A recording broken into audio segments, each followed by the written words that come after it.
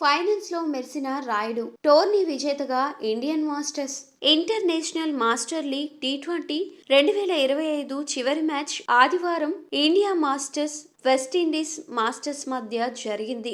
షాహిద్ వీర్ నాయక్ సింగ్ అంతర్జాతీయ స్టేడియంలో జరిగిన ఈ మ్యాచ్ ఇండియా మాస్టర్ 6 వికెట్ల తేడాతో విజయం సాధించింది.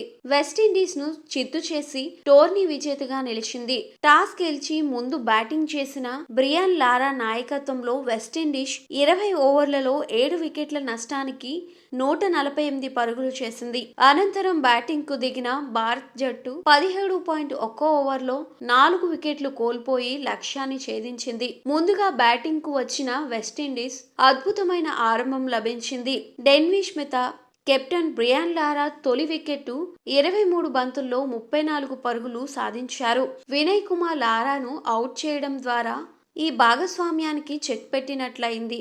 దీని తర్వాత వెస్టిండీస్ వరుసగా వికెట్లు కోల్పోయింది.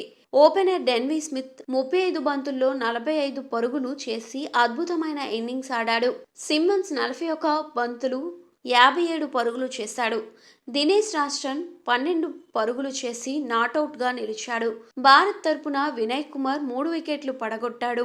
149 పరుగులు లక్ష్యంగా బరిలోకి దిగిన భారత్ జట్టుకు గొప్ప శుభారంభం లభించింది. పవర్ ప్లే తర్వాత అంబటి రాయుడు, సచిన్ టెండూల్కర్ జట్టు స్కోర్ను 50 దాటించారు.